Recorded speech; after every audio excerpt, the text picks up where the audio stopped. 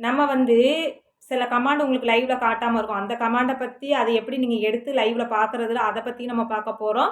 Time out மெயினா எதுக்கு குடுக்க போறோம். அது போக வந்து நம்பர் வந்து ஹைடே பண்ணாதீங்க. ஐடி வந்து ஹைடு பண்ணாதீங்க. அதுக்கடுத்து வந்து ஸ்பேனர் குடுக்குது. இந்த மெயினா இந்த விஷயங்கள பத்தி இன்னைக்கு இந்த வீடியோல நான் சொல்றேன். கண்டிப்பா வந்து ஸ்கிப் பண்ணாம கேளுங்க. வணக்கம் உறவுகளே, எல்லாரும் எப்படி இருக்கீங்க? நல்லா இருக்கீங்களா? இன்னைக்கு லைவ் பத்தியான ஃபுல் வீடியோ தான் பார்க்க போறோம். லைவ் எத்தனை பேர் இருக்கையில லைவ் போடலாம்? லைவ்ல வர பிரச்சனைகள், லைவ் போட்டா வாட்சிங் ஹவர் கிடைக்குமா? லைவ் போட்டா சேலரி வாங்க முடியுமா? அது மட்டும் இல்லாம லைவ்ல வர பேட் கமாண்ட என்ன பண்ணலாம்? ஸ்பேனர் குடுக்கலாமா? குடுக்கக்கூடாதா? இத பத்தியான லைவ பத்தியான ஃபுல் விவரமா நெறைய பேர் வீடியோ கேட்டுட்டே இருந்தீங்க. அத பத்தியான இன்னைக்கு ஒரு வீடியோ தான்.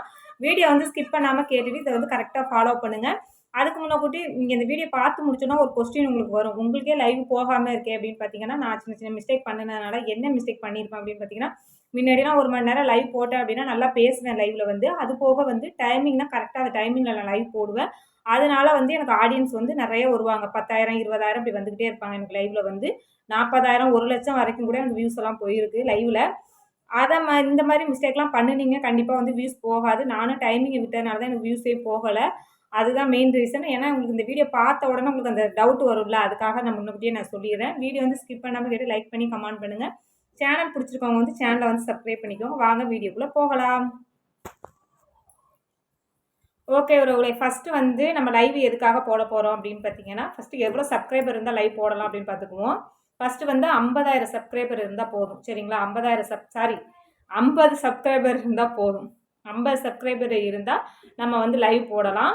அதுக்கடுத்து பார்த்தீங்கன்னா, எதுக்காக லைவ் மெயினா வந்து போடுறோம் அப்படின்னு பார்த்தீங்கன்னா, வாட்சிங் ஹவருக்காக போடுறோம். ஃபர்ஸ்ட் வந்து மானிட்டேஷன் ஆகறதுக்கு முன்னாடி வாட்சிங் ஹவருக்கு போடுவோம். இதுல வந்து வாட்சிங் ஹவர் கண்டிப்பா கிடைக்குமா? கண்டிப்பா வந்து கிடைக்கும். இது வந்து லைவ் முடிச்சதுக்கப்புறம் பார்க்குற ஆடியன்ஸ்குள்ள வாட்ச் ஹவர் கிடைக்குமா? முன்னாடி கிடைக்குமா? அப்படி வந்து கிடையாது. எனக்கு 2 லைவ் தான் நான் போட்டேன். 40,000 வியூஸ் போச்சு. அந்த 2 லைவ்ல உள்ள அத்தன அ 450 மணி நேரம் 450 மணி நேரம் எனக்கு வந்துச்சு. 1000 மணி நேரம் கணக்கு பண்ணி எனக்கு மானிட்டேஷன் 2டே நாள்ல கிடைச்சிருச்சு. 3000 மணி நேரம் இருந்தப்போ. அதனால ஃபுல் அண்ட் ஃபுல் வாட்சிங் ஹவர் கிடைக்கும். அதுக்கு அடுத்து எனக்கு நல்லா வியூஸ் போயிட்டு இருந்துச்சு லைவ்.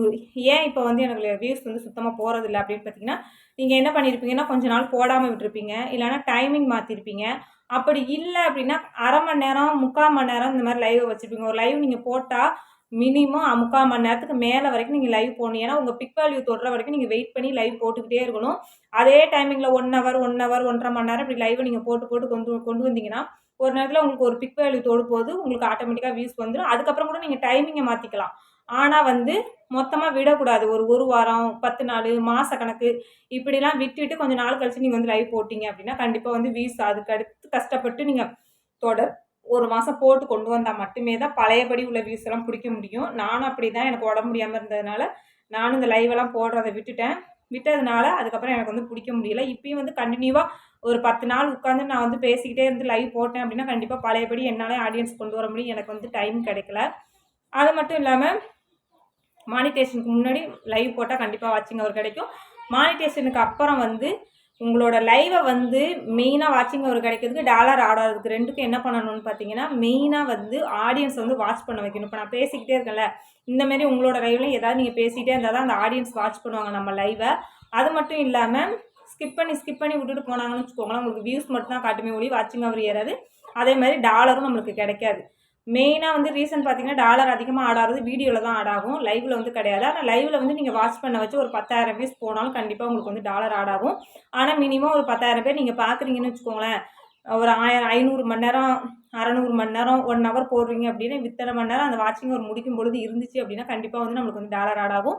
மானிட்டேஷன் ஆனாலுமே வாட்சிங் ஹவர கால்குலேட் பண்ணி தான் சில லைவ்லாம் வந்து எனக்கெல்லாம் டாலர் போட்டுருக்காங்க. அதனால அதுலயும் டாலர் வாட்சிங் ஹவர் ஒவ்வொரு லைவ் ஒவ்வொரு வீடியோக்கும் தனித்தனியா இருக்கும். மானிட்டேஷன் ஆனாலும் சரி, ஆகறதுக்கு முன்னக்கூட்டினாலும் சரி தனித்தனியா இருக்கும். இத நீங்க செக் பண்ணியிருப்பீங்க. அனலிட்டிக்ஸ்ல வந்து யூடியூப் ஸ்டுடியோல, ஒய்டி ஸ்டுடியோல வந்து இருக்கும். அத பாருங்க ஒவ்வொரு வீடியோலயும். அதுக்கடுத்து மெயினா வந்து ஸ்பேனர் குடுக்கலாமா? குடுக்கக்கூடாதா? ஸ்பேனர் வந்து குடுக்காதீங்க. இப்போ வந்து வியூஸ் கொண்டு வரதே பெரிய விஷயமா இருக்கு. அதனால ஒருத்தவங்களுக்கு ஸ்பேனர குடுத்து, அந்த ஸ்பேனர்னால கண்டிப்பா உங்களுக்கு வியூஸ் ட்ராப் ஆகுறதுக்கு வாய்ப்பு இருக்கு. ஏன் அப்படின்னா, நீங்க ஸ்பேனர் குடுக்குறவங்க வந்து உங்க நல்ல எண்ணத்துல செஞ்சாலும், ஒரு பேட் கமெண்ட் போடுறாங்க அப்படின்னா, அவங்கள போய் ஹைடு பண்ணுவாங்க, பிளாக் பண்ணுவாங்க, ரிப்போர்ட் பண்ணுவாங்க. இதெல்லாம் பண்றதுனால உங்களுக்கு வந்து அந்த ஆடியன்ஸ் நம்மள விட்டு போயிருவாங்க. நம்மளுக்கு வந்து அடுத்து வர்றதுக்கு வியூஸ் குடுக்க மாட்டாங்க. அதனால வந்து ஸ்பேனர் நீங்க குடுக்க விருப்பப்பட்டீங்கன்னா, நீங்க 2 மொபைல் வச்சிருந்தா இன்னொரு மொபைல்லேருந்து நீங்க ஸ்பேனர் வச்சுக்கோங்க. அப்படி இல்லைன்னா உங்கள் வீட்டுக்காரங்கள்ட்ட ஸ்பேனர் கொடுங்க. அவங்க தேவையில்லாமல் ரிமூவ் மட்டும் பண்ணி விடுங்க. ரிமூவ் பண்ணுறது எப்படி, வர்ற கமாண்டை வந்து ஹைடு பண்ணுறது எப்படி, தேவையில்லாத கமாண்டை வந்து டெலிட் மட்டும் பண்ணுங்கள். ஹைடே கொடுக்காதீங்க. அப்படி இல்லைன்னா டைம் அவுட் கொடுக்குறது எப்படி, இதை பற்றியா தான் இன்றைக்கி நான் சொல்ல போகிறேன். ஒரு சின்ன வீடியோவில் உங்களுக்கு நான் காட்டுறேன்.